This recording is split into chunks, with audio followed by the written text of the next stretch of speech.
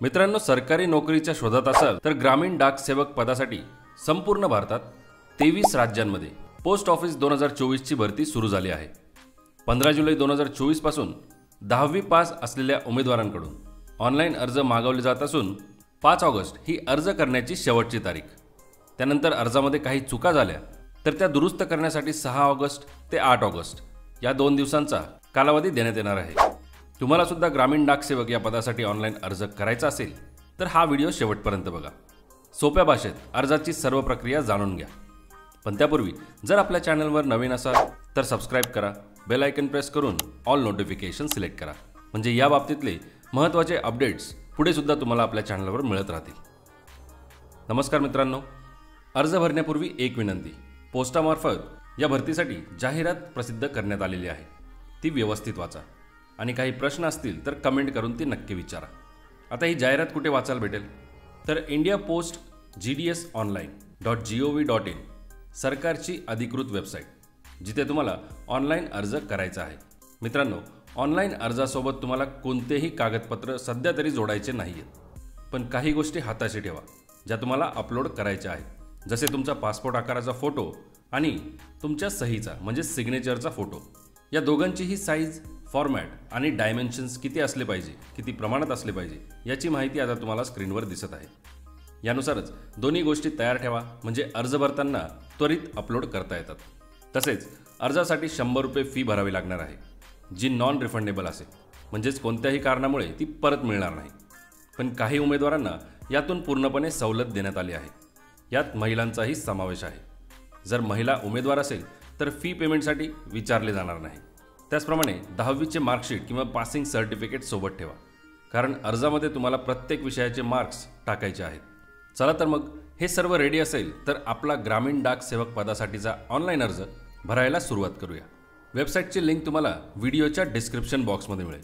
त्यावर क्लिक केल्यानंतर भारतीय डाक विभागाची साईट ओपन होईल। निघालेली जाहिरात किंवा नोटिफिकेशन वाचण्यासाठी इथे पहिला मेन्यू नोटिफिकेशनवर क्लिक करा आणि त्यातील डिस्क्रिप्टिव्ह नोटिफिकेशन यावर क्लिक करा, म्हणजे ही फाईल ओपन होईल ज्यामध्ये जाहिरातीची सविस्तर माहिती मिळेल। मित्रांनो, पुन्हा एकदा सांगतो, ही जाहिरात व्यवस्थित वाचा। त्यानंतर इथे सर्कल वाईज पोस्ट नोटिफाईड यावर जर क्लिक केले तर प्रत्येक राज्यात एकूण किती पद भरायचे आहेत ती संख्या दिसेल। जसे महाराष्ट्रात एकूण 3170 पदांवर भरती होणार आहे आणि संपूर्ण भारत देशात एकूण 44,228 ग्रामीण डाक सेवकांची पदे भरली जाणार आहेत। आता मित्रांनो, 3 स्टेजेसमध्ये आपल्याला ऑनलाईन अर्ज भरायचा आहे। नंबर 1 रजिस्ट्रेशन किंवा नोंदणी, नंबर 2 ऑनलाईन ॲप्लिकेशन आणि नंबर 3 फी पेमेंट। यापैकी रजिस्ट्रेशनसाठी रजिस्ट्रेशन मेन्यूवर क्लिक करून त्याखाली रजिस्ट्रेशन यावर क्लिक करा। एक नवीन पेज समोर येईल। इथे मोबाईल नंबर एंटर करा आणि व्हॅलिडेट मोबाईल नंबर हे बटन क्लिक करा। डाक विभागाकडून तुम्हाला OTP मिळेल, तो इथे टाईप करून सबमिट OTP बटन दाबा। यामुळे तुमचा मोबाईल नंबर व्हेरीफाईड केला जाईल। अगदी याच प्रकारे खाली ईमेल ID सुद्धा एंटर करून तो OTP द्वारे व्हेरीफाय करून घ्या। आता मित्रांनो, या बॉक्समध्ये तुमचे नाव टाईप करायचे आहे। काळजीपूर्वक ऐका, तुमचे नाव 10वीच्या म्हणजे SSC पासिंग सर्टिफिकेटच्या किंवा उत्तीर्ण प्रमाणपत्रावर जसे आहे अगदी तसेच या ठिकाणी टाईप करायचे आहे, कारण सूचना दिलेली आहे नावात काहीही बदल दिसला म्हणजे स्पेलिंग जरी चुकलेले असले तरी सुद्धा अर्ज कॅन्सल केला जाऊ शकतो, म्हणून नाव अचूक टाईप करा। त्याचप्रमाणे 10वीच्याच पासिंग सर्टिफिकेटप्रमाणे तुमच्या वडिलांचे किंवा आईचे नाव टाईप करायचे आहे। त्याखाली तुमची अचूक जन्मतारीख भरा। नंतर जेंडर सिलेक्ट करा। कम्युनिटीमध्ये तुमची कॅटेगरी सिलेक्ट करा। UR unreserved, UR EWS unreserved economically weaker section, OBC other backward class, SC scheduled caste, ST scheduled tribe, यापैकी योग्य तो ऑप्शन निवडा। आता ज्या सर्कलमध्ये तुम्ही 10वी परीक्षा पास केली ते सर्कल म्हणजेच तुमचे राज्य निवडा। जसे मी या ठिकाणी महाराष्ट्र निवडतो। त्याखाली ज्या वर्षी 10वी पास झाला ते वर्ष निवडा आणि शेवटी दिलेला हा कॅप्चा कोड आहे तसा टाईप करून सबमिट बटन क्लिक करा। स्क्रीनवर मेसेज दिसेल, first stage of registration is completed. यावर ओके क्लिक करा। आता याच पेजवर खाली स्क्रोल करा। नंतर इथे तुमचा 12 अंकी आधार नंबर टाईप करा। जर तुम्ही अपंग असाल तर या ठिकाणी येस अथवा नो जो योग्य ऑप्शन असेल तो सिलेक्ट करा।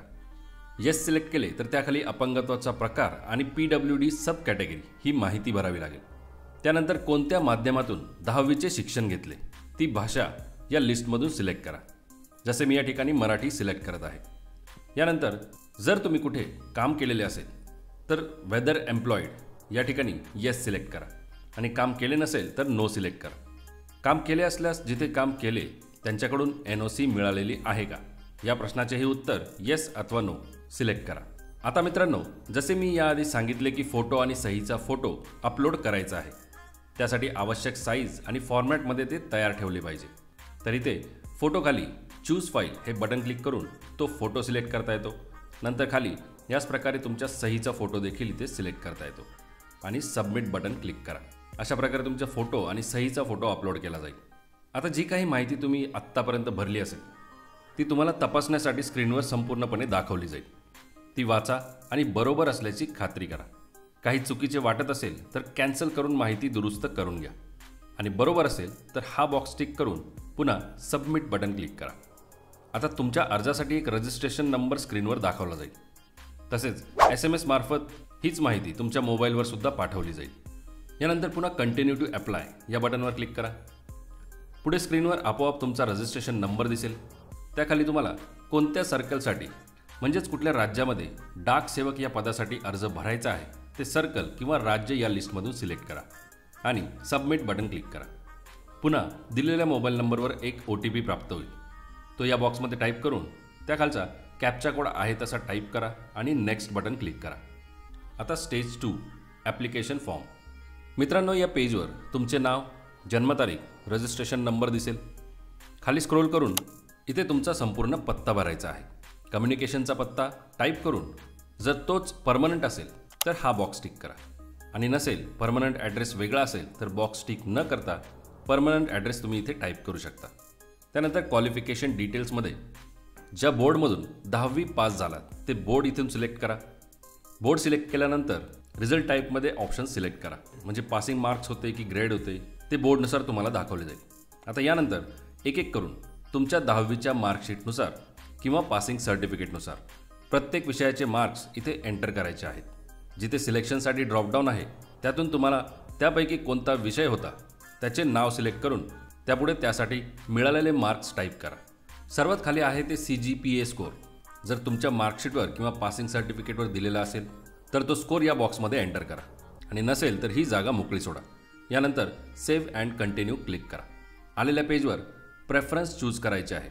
म्हणजे ज्या पदासाठी तुम्ही अर्ज करत आहात ती नोकरी किंवा तो जॉब तुमच्या राज्यातील ज्या शहरामध्ये तुम्हाला करायचं आहे त्या शहरातल्या कोणत्या ठिकाणी तुमचा प्रेफरन्स आहे त्यासाठी खाली स्क्रोल करा आणि सिलेक्ट डिव्हिजन अप्लाइंग फॉरमध्ये या लिस्टमधून डिव्हिजन सिलेक्ट करा. जसं मी इथे नाशिक डिव्हिजन सिलेक्ट करतो. असे केल्याने नाशिक डिव्हिजनमध्ये कुठे, कोणती आणि किती पदं भरायची आहेत ती सर्व माहिती स्क्रीनवर डिस्प्ले होईल. आता हे पेज जरा व्यवस्थित लक्षात घ्या. अनेकांचा इथे गोंधळ होतो की पोस्ट प्रेफरन्समध्ये काय भरायचं.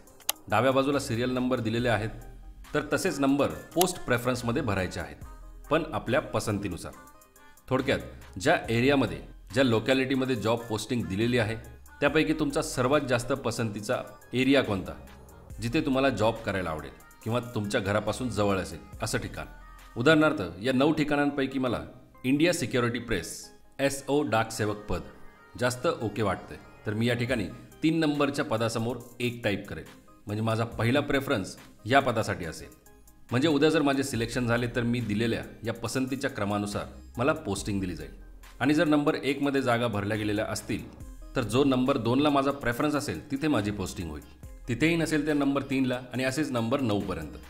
तर तुम्हाला इथे तुमच्या पसंतीनुसार प्रत्येक पदाला आणि त्या एरियाला नंबरिंग या ठिकाणी करायचे आहे. ते झाल्यानंतर खाली स्क्रोल करा. मित्रांनो, हा देखील पॉईंट लक्षात घ्या. महाराष्ट्र सर्कलमध्ये जर तुमचे सिलेक्शन झाले तर डॉक्युमेंट व्हेरिफिकेशनसाठी तुम्हाला कोणत्या डिव्हिजनमध्ये जाणे शक्य होईल त्यानुसार या ठिकाणी ती डिव्हिजन सिलेक्ट करायची आहे.